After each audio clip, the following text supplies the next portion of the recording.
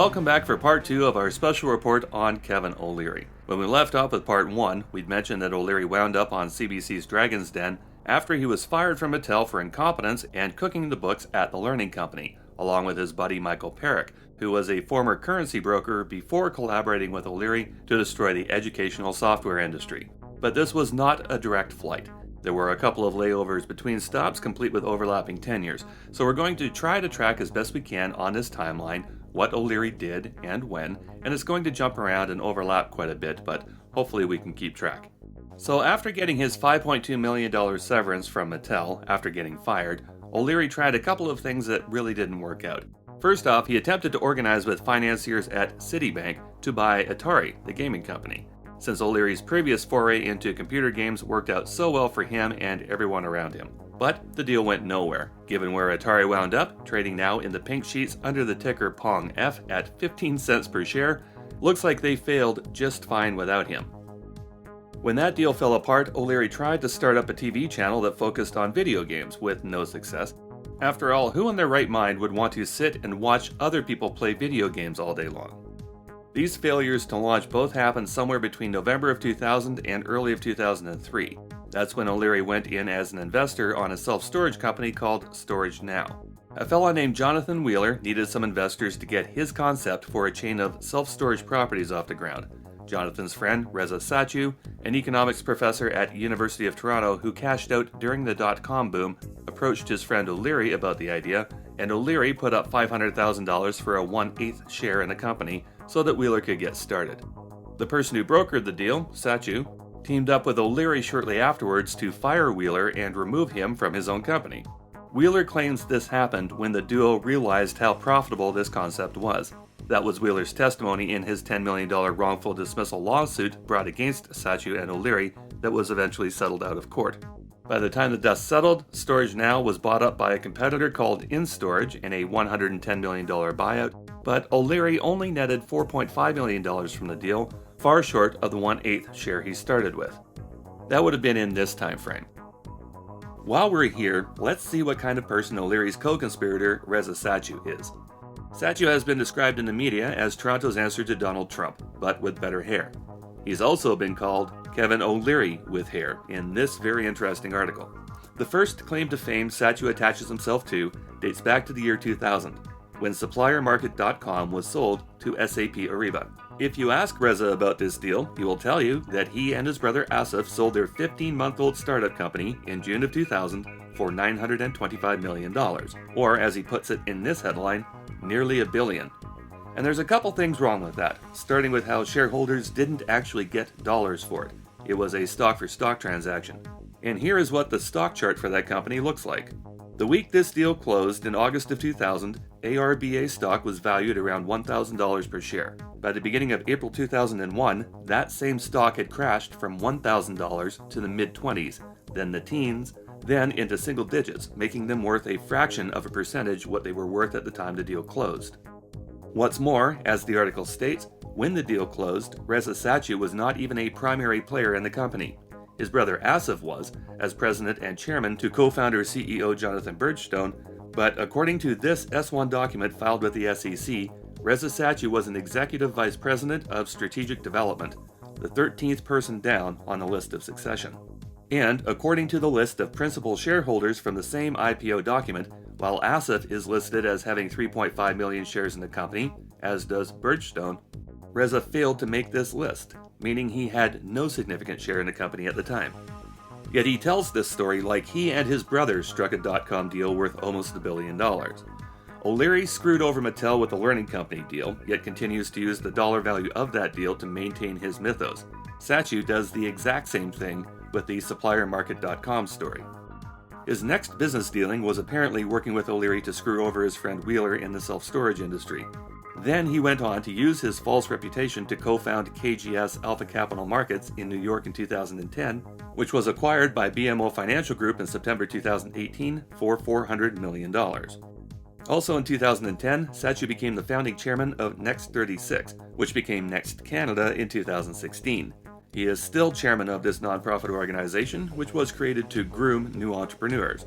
And guess who is a regular speaker at their events? Recently, in June of 2020, Satchu became a senior lecturer at Harvard Business School in Cambridge, after enjoying the reputation of being the millionaire jerk professor at the University of Toronto. Throughout this time, Satchu was also the founder and managing partner of Alinvest Management Corporation, a supposed entrepreneur hub website that appears to reside in a small apartment over the Shoppers Drug Mart at 1027 Yonge Street in Toronto. Taking a guess, it is probably this unit here with the lights off and nobody home. So Satchu has made out pretty well for himself. And to think, this all started for him with a fake .com windfall reputation and screwing a friend out of his own business idea. Satchu and O'Leary have obviously kept in touch since illegally firing Wheeler, and they continue to fluff each other's pillow, judging from this interview from the end of November this year. Just listen to these hard-hitting questions from the Harvard business professor. Rock star or football star? Rock star for sure. Red wine or white wine? Both. Musk or Bezos? I gotta go Bezos. Twitter, live or die? Will default on its first debt payment. One trend you believe in over the next 10 years? Crypto. Biggest misconception that people have about you? That I'm not Mr. Wonderful. If your nickname wasn't Mr. Wonderful, what would it be? Mr. Really Wonderful. Groundbreaking stuff, considering FTX, the crypto exchange that O'Leary was the paid spokesperson for, had imploded less than 3 weeks earlier. Just billions of dollars in crypto that evaporated. Nothing to see here. Anyhow, back to the O'Leary timeline. During his foray into the world of self-storage, O'Leary also started working for a garbage company in Ontario. He bought 500,000 shares and the board seat that came with it at Environmental Management Solutions Incorporated in 2004.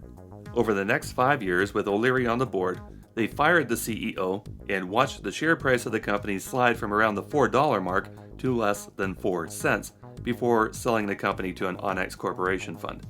O'Leary claims he lost his entire investment, which at $4 per share when he joined on, that would have been around a $2 million loss. And that happened around here on the timeline.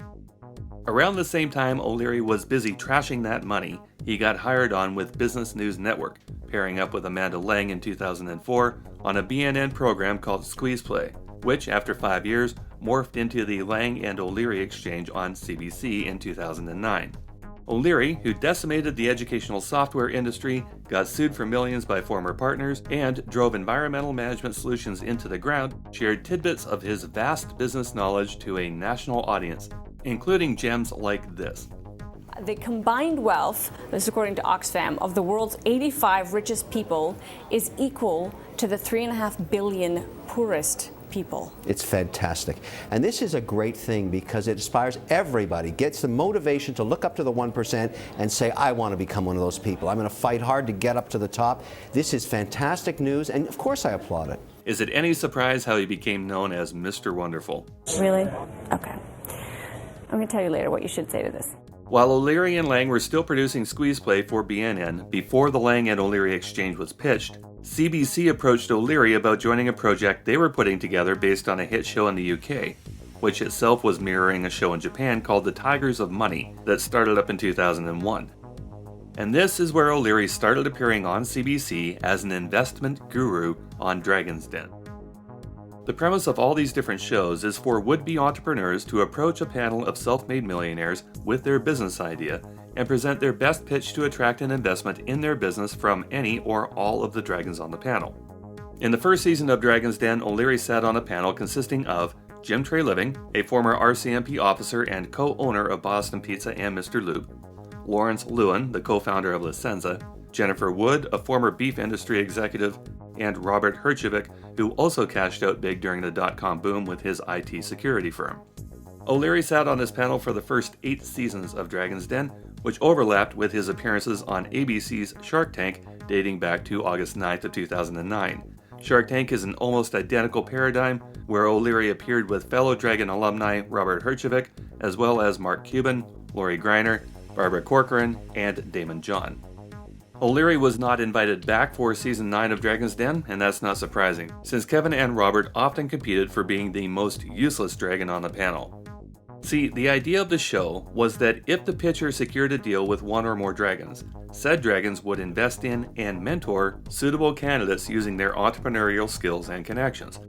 But both Dragon's Den and Shark Tank often become bickerfests where few deals are struck, and fewer still ever form into the partnerships that the dragons or sharks shake hands on during an episode. I would take an offer from anybody besides Mr. Wonderful. Manish, you're a get the out of here. Oh! You. We're all out. Now, why would we say that O'Leary was useless as a dragon? His track record. He made the fewest deals of anyone on either panel, with the possible exception of Herjavec. If you need proof, let's go through the first 5 seasons of Dragon's Den, as listed on cbc.ca, where they have videos from most of the presenters, starting with Season 1. A short pilot season of 7 episodes with a recap episode, and around 30 people presenting their business and product ideas. The first time O'Leary shook a pitcher's hand was in Episode 3. Jobloft.com had all the dragons on the panel ready to come on board, but the deal fell apart during the check signing.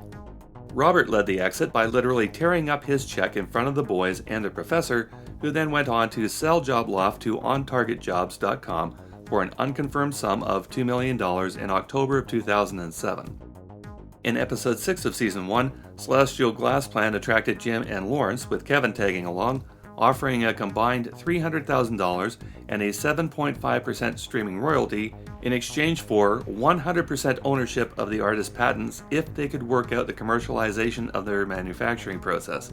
However, in September of 2007, Canadian Business featured Rick Silas, where he lamented the deal fell apart in due diligence, and when the deal fell apart, that made room for another investor who had expressed interest to come on board, and that seemed to work out better for him in the end.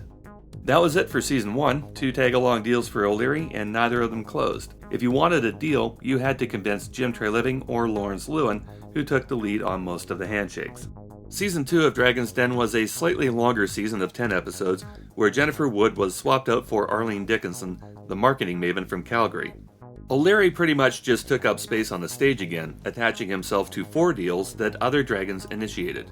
He tagged along with other dragons for Rhino Bag with all the other panelists in Episode 1, Pure FX with Arlene and Jim in Episode 2, True North Mortgage with all the dragons on board in Episode 6, and Barney's Horse Treats with all the others on board in Episode 10. Barney's failed to close because of the trouble the owner encountered with the Canadian Food Inspection Agency. All the dragons abandoned the deal and left the owner to fend for herself. As it turns out, Teresa Hill didn't need their help after all, and fought through the troubles while skirting bankruptcy. Her business not only survived, but continues to do well, and has expanded into veterinary and pharmaceuticals. Pure FX was an online currency exchange platform that eventually turned down the deal that they struck in the den, so that didn't close. Rhino Bag is now sold through Rona under the brand name Bagster after being acquired by Waste Management, and True North Mortgages mentions on their website how not only did the deal not close, but afterwards O'Leary tried his hand at running a competing mortgage brokerage for a few months. The company is apparently thriving, enjoying a 15-year track record, boasting over 11,000 5-star reviews. So through 2 seasons now in the den, O'Leary signed no deals, no partnerships, and provided no mentorship, qualifying him as useless. And this pattern continued into Season 3, where Lawrence Lewin was replaced by W. Brett Wilson after Lewin died. He joined in with all the dragons in a $1 million deal for 30% of Kickspike. That deal fell apart due to what Jim Treliving called high manufacturing costs, but another investor swooped in with that $1 million, only took 10% of the company instead of 30%, and today, Kickspike Footwear is an international growing brand. During Episode 7, Kevin jumped on the Uno bandwagon with another All Dragons deal, but only Brett honored the deal after everyone else bailed out. Brett even paid what the other dragons had promised to keep that deal in place. Same thing happened in Episode 9, when all the dragons including Kevin went in on Eco Traction. Again, Brett saw the deal through to the end, but Kevin and the others never honored their agreement. So, once again, Season 3 also ended without Kevin making a single deal. The first deals O'Leary made and stuck to seemed to be in Season 4. In Episode 1, he jumped into a deal with Brett and Jim on a gold for cash exchange system called goldnetworkcanada.com. It would appear that deal didn't close, since the owner, Tim Wallace, says on their website he would entertain a second appearance in the den. 8 episodes into Season 4, O'Leary made his very first solo deal with Fancy Garden Gloves called Dig It, shaking hands on a $50,000 investment for 10% of the company. But, as it turns out, O'Leary never coughed up the cash. Instead, he agreed to do public appearances, allowed the company to say he was their business partner, and use his likeness in the advertising campaigns in exchange for 10% ownership. That makes this an endorsement deal, not an investment. In episode 10, he tried another deal with VantageWire, but he backed out of that deal. Then, in episode 13, O'Leary finally landed a deal that he stuck with, along with Brett and Jim. The Three Dragons giving Mackenzie and Mar Guitars a total of $35,000 in exchange for a 7% royalty deal on sales and 5% ownership in the company going to each of the Three Dragons. And the last deal O'Leary tried to tag along with was on Pausalite, which had all the dragons except for Robert. That happened in episode 16, but that group deal didn't work out either. So O'Leary's check for $12,000 to the guitar shop seems to be the only money that O'Leary promised across 4 seasons that he made good on, adding to the endorsement deal that he made with Diggit. Then in season 5, he went back to playing tag-along. Kevin joined in with all the other dragons on a puzzle game called Straits, similar to Sudoku, but all of them backed away from that deal before it closed. Honeybee was another all-dragons deal that went sideways, but the company flourished through their own efforts without the $1 million the dragons shook hands on. My Smart Hands, a teaching system for infants to learn ASL, saw Arlene and Kevin team up, only to disappoint the pitcher in the end.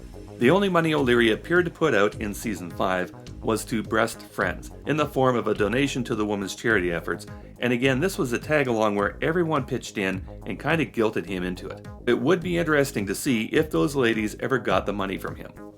So in summary, across 5 seasons and hundreds of pitchers, O'Leary made 1 endorsement deal and completed 1 group deal that he didn't bail on, and promised to make a donation to a women's charity. Obviously, Kevin O'Leary was not on this show to help foster Canadian entrepreneurs. Brett Wilson, on the other hand, was very proactive in his role as a venture capitalist where these presenters were concerned. Wilson stepped up 21 times in group and solo deals in season 4 alone, but of course, some of them didn't make it through to signing either. The kiss of death in the den is getting all of the dragons to come on board. That pretty much guarantees that the deal is going to fall apart. So if O'Leary, the self-made millionaire and entrepreneurial genius mentor, wasn't on this show to help aspiring entrepreneurs access his funds and his expertise, why was he there at all? The answer is right here in the show's opening credits. Kevin O'Leary took up space in the den for no other reason than to promote his own products. A couple of years into his stint on Dragon's Den in 2008, O'Leary unveiled a mutual fund company called the O'Leary Funds. These funds were met with great fanfare. After all, they were being presented by someone portrayed in the media as a billionaire and a business guru in the den. O'Leary was still on Squeeze Play at the time with co-host Amanda Lang, where he was able to announce and promote these funds of his. When the duo were relabeled as the Lang and Leary Exchange on CBC, O'Leary now had a national platform and the opportunity to present himself as an omnipotent business guru, often referring to himself as Daddy. As a public persona, bigger than life it seemed, investors lined up and entrusted O'Leary's mutual funds with over $1.5 billion in assets.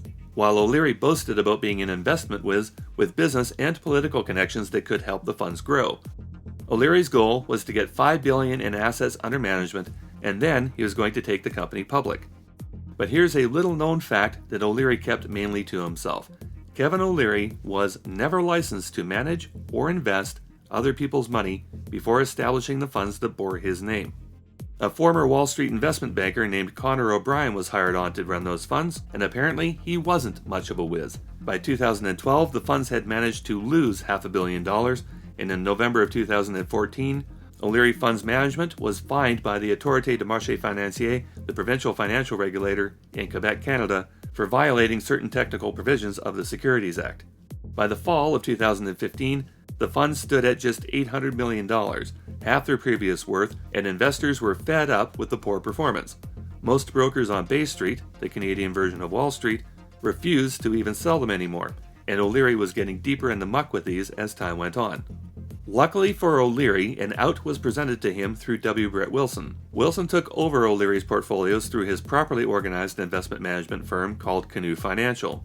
The O'Leary name attached to the funds continued to discourage participation, so the O'Leary name was actually phased out altogether.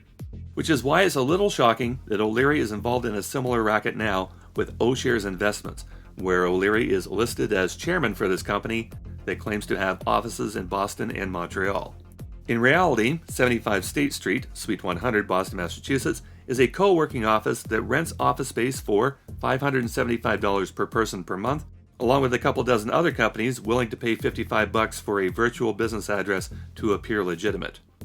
And the Montreal office address on Sherbrooke Street West shares that location with the consulates of Colombia, Romania, and Chile in another lease situation. Oh, you know what other companies call that address and that particular suite home? Stanton Asset Management Incorporated and Beanstalks Investment Inc. The contact person on record for Stanton Asset Management Incorporated is one Louis-Anne Poirier. The names on record for Beanstalks Investment Inc. are Kevin O'Leary and Connor O'Brien. If Connor O'Brien's name sounds familiar, it should. We just saw him a couple minutes ago. He is the same guy that lost half the money that was invested into the O'Leary funds. Sure enough, he's right back into bed with O'Leary at O'Shares, listed as the CEO and president to O'Leary's chairman. And Louise-Anne Poirier at Stanton? That's O'Brien's wife, who happened to be the chief financial officer at the now-defunct O'Leary funds before that mess got dumped onto Brett Wilson. Now, according to a different LinkedIn profile, Louise-Anne Poirier is currently the CFO and CCO at both Beanstalks and O'Shares ETF Investments. So the O'Shares operation is currently being run by the exact same C-suite that ran O'Leary funds into the ground to the point where the company was fined by provincial regulators, except now, instead of mutual funds, they're pumping ETFs. In short, given O'Leary's previous history of failure at O'Leary funds and O'Brien's documented incompetence, you would have to have rocks in your head to trust your investment funds to these guys or their advice. A couple other things to throw in on this timeline to make it all complete. In 2008, O'Leary found himself on a program called Discovery Project Earth, which looked into various projects under development with an eye to green innovation. If you saw this program, you are one of the chosen few. In 2012, CBC gave O'Leary a third show on their network called Redemption Inc., where O'Leary ran 10 ex-cons through an apprentice-style elimination reality show until one of them emerged that won $100,000 to start up a business. Redemption Inc. was so successful, it ran for one full season. And recently, on November 30th of 2022, O'Leary teamed up with co-star Bethany Frankel from Skinny Girl to debut yet another program, this one on NBC, called Money Court. A 4-episode tester was released in 2021, but O'Leary's co-hosts and the format from the tester didn't come back, so that leaves Bethany to suffer O'Leary all by herself. The premise of Money Court is kind of like People's Court or Judge Judy, where two sides of a business dispute allow these two people to rule on it. Of course, where Joseph Wapner and Judith Scheindlin were real-life judges with an extensive legal background, we're coming to find out that O'Leary probably is not the guy people should turn to for actual business advice. With a rating of 4.9 out of 10 on IMDb, and commenters asking the network to take this show out behind the barn to shoot it, expect the show to be almost as short-lived as O'Leary's political aspiration. In 2017, O'Leary took a stab at the leadership of Canada's Conservative Party, which would have made him the leader of Her Majesty's loyal opposition under Queen Elizabeth II's reign. The opposition party, of course, now represents King Charles III. This leadership opening was created when Justin Trudeau's Liberals shocked both the Conservatives and the previously favored NDP under Tom Mulcair by winning a majority government with 184 out of 338 seats in the 2015 election, running on a platform of legalized weed and budgets that balanced themselves. Spoiler alert, they didn't balance themselves. The Conservatives under Prime Minister Stephen Harper lost 60 seats to the Liberals in that election, and that cost Harper his job. So O'Leary threw his hat in the ring for the job, despite spending most of his time in the US and having no previous government or public service experience. Most people in federal Canadian politics would expect to spend some time as a member of Parliament before trying out for leadership of a federal party, but not O'Leary. A week after making the announcement, O'Leary was the frontrunner in that race against 13 other candidates based solely on his name recognition. But one of O'Leary's former Dragon colleagues made sure that people knew her opinion on how this leadership would likely work out. Are you surprised to hear that he is entering the leadership race? No, he's an opportunistic man, and he would have seen the opportunity to have even more fame and attention than he has already when he stepped into the race.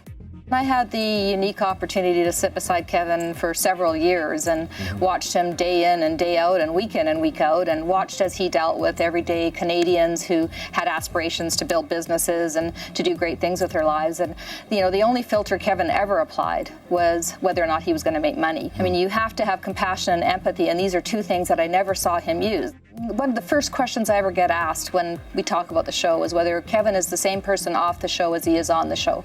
The answer to that question is yes. And that should put enough fear into Canadians right there, because he is not showing up as somebody different. That is who this man is. What would Canada look like under a Prime Minister Kevin O'Leary? Kevin's been known to cut and run when things get bad. He did it with his business dealings with Mattel. He's done it with other business dealings that he's had. I mean, listen, I think you don't want somebody leading a country who, when things are bad, cuts and runs. There's an old saying, if somebody shows you who they are, believe them the first time.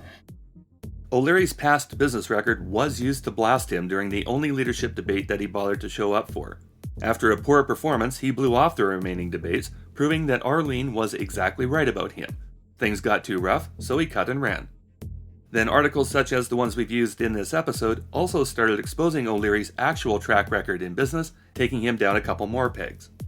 Another factor acting against him, the Montreal-born O'Leary failed to pick up conversational French, which did not endear him to the Quebec voter. Canadian federal parties need support from the 78 riding seats in Quebec to secure a win, and especially a majority win in a Canadian federal election. And O'Leary simply did not win them over. O'Leary dropped out of the leadership race 3 months after announcing his run on April 26 of 2017, and the Conservative Party leadership went to Andrew Scheer, who managed to at least knock Trudeau down to a minority government in the next election before Scheer stepped down as leader and was replaced by Erin O'Toole. After the latest Conservative leadership convention, the leader of the opposition is now Pierre Poilievre, MP from Carleton, Ontario, who seems to be doing better than his predecessors in the current polls. The French-speaking Poilievre will certainly help attract the Quebec voters that drove the final nail into O'Leary's political coffin. 2 years after this, O'Leary was making international headlines again, but these stories from 2019 were far more serious. While on a nighttime cruise in Ontario's Lake Country, O'Leary's boat crashed into another craft and killed 2 people. Conspiracy theories abound that Linda was taking the fall for her husband, insinuating that Kevin was actually behind the wheel. But it has to be said that video evidence was provided during trial from dock security cameras that exonerated Kevin O'Leary. Surprisingly, or maybe not, Linda O'Leary was found not guilty for killing these 2 people, despite driving her boat over the bow of another boat that was parked on the lake at the time. Criminally, she got off scot-free. Civilly, Linda and Kevin O'Leary are both named in a $2 million wrongful death suit from the victims' families, which apparently has yet to go to trial. And at the end of 2021, Kevin O'Leary also faced a court battle through his involvement at Shark Tank, where he and fellow shark Kevin Harrington were sued for fraud, litigants claiming the men were scamming entrepreneurs. O'Leary and Harrington are being accused of working together to defraud people through the alleged use of, quote, fictional executives, false promises of financial success, and even illusions of being on the show Shark Tank itself. Specifically, the 2 allegedly employed a, quote, predatory fraud scheme to induce inventors and entrepreneurs to hire one of the 2 companies, InventorX or Ideason. According to the lawsuit, InventorX and Ideason claimed to help up-and-coming entrepreneurs launch their business, but were facades designed to lure in unsuspecting victims, extract their money, and then virtually disappear under the guise of delays, minimal to no performance, and no results. Given O'Leary's failure to close deals on Dragon's Den, that doesn't come as a shock. However, O'Leary was dismissed from the lawsuit in February of 2022, despite O'Leary appearing in promotional videos for these products named in the suit. It turns out that Mr. Wonderful of himself will gladly take your money and endorse anything you put in front of him if the price is right. In fact, shortly after O'Leary got bounced out of Canadian politics, he was endorsing a company that makes rave lights for toilet bowls with this gem. I'm Kevin O'Leary, and I approve this message. And when O'Leary doesn't have his face coming out of your crapper, you might see him on another cable TV channel where he has his grubby little fingers in yet another pie. In typical blowhard fashion, O'Leary likes to pretend that he's a master sommelier with his own wine label called O'Leary Fine Wines, which he flogs on QVC. And whenever he's pitching wine or pretending he's a vineyard owner, you'll see him wearing one of these things. These metal discs are often mistaken as being a sommelier medallion. However, the proper term for this is a tasse de vin. It is a shallow silver cup used for wine tasting. If you also want to act like a wine snob the next time you go to a winery or a vineyard, you can buy your own to hang around your neck for $10 on winestuff.com. Or go to Etsy and buy a vintage one for $18 Canadian. But having one around your neck still doesn't mean you know shit about wine, and you'll probably get laughed out of the place. O'Leary also has a website called shopmrwonderful.com, where he sells a variety of wines, including this 12-pack with 6 bottles of rosé and 6 bottles of Chardonnay for $300 plus shipping. Sounds like a deal, right? About $25 a bottle? Well, the Chardonnay on VWEpassport.com is in fact $24.99, but the 2019 California Rosé it's partnered with is only $17.99 a bottle on that site, a difference of $7 per bottle times 6 bottles. $42 savings by not buying directly from the guy with his name on the bottle. So unless you want to pay Chardonnay prices for bottles of rosé, definitely go with the other website. Now you would think, given the way that O'Leary promotes these wines, that he is indeed the master winemaker behind the label.